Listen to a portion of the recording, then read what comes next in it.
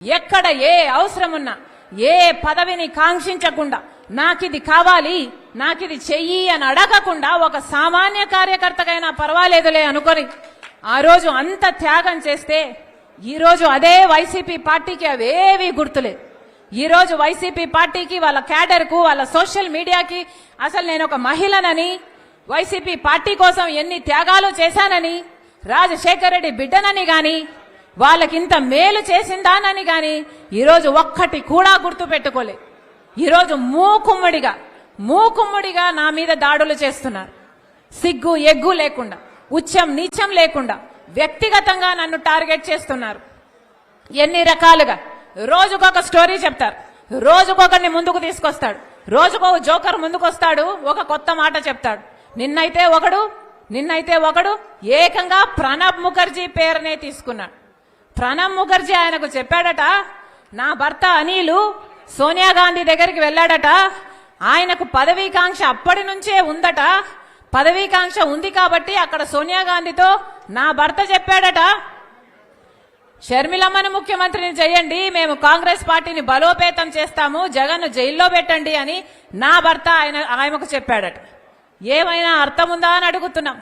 ఇప్పుడు ప్రణబ్ ముఖర్జీ గారు లేరు చెప్పటానికి. అలాంటి పెద్ద మనిషి పేరును కూడా మీరు వదిలిపెట్టడం లేదు అంటే అసలు మీ కుట్రలకు మీ కుతంత్రాలకు ఏదైనా హదుపు ఏదైనా ఉందా? నా భర్తకు పదవీకాంక్ష ఉందా?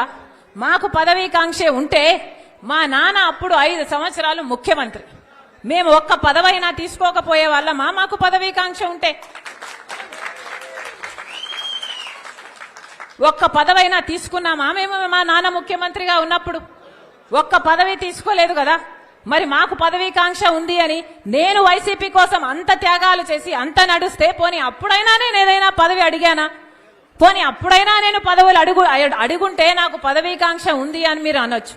మేము పదవీకాంక్షలు ఉన్నోళ్ళమే అయితే అసలు మీకోసం మేము పాదయాత్ర చేయడం ఏంటి? నా కోసం నేను పాదయాత్ర చేసుకుంటే అర్థం ఉంది, కానీ మీకోసం నేను పాదయాత్ర చేసుకుంటే నాకెలా పదవులు వస్తాయి? అసలు ఇంగితం ఉండే మాట్లాడుతున్నారా? నా భర్త అంట సోనియా గాంధీ దగ్గరికి వెళ్ళాడట. నా భర్త వెళ్ళింది సోనియా గాంధీ గారి దగ్గరికి భారతిరెడ్డి గారితో పాటి మా వదినమ్మతో కలిసిపోయాడు. పోని నా భర్త షర్మిలమ్మను ముఖ్యమంత్రి చేయండి అని అడిగాడు అని అంటున్నారే, అది భారతిరెడ్డి గారి ముందు అడిగాడా వెనకాల అడిగాడా?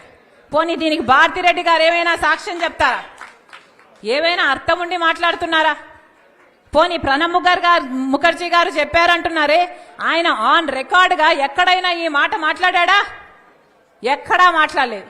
ఆయన ఇప్పుడు చనిపోయాడు, బదులు చెప్పడానికి లేడు కనుక ఆయన పేరు తీసుకుంటున్నారు. పోనీ ఆయన కొడుకు బతికే ఉన్నాడు, ఆయన కొడుకున్నాడు, పోనీ ఆయన కొడుకు చేత అయినా చెప్పించండి మీరు, మీకు దమ్ముంటే, మీది నిజమైతే.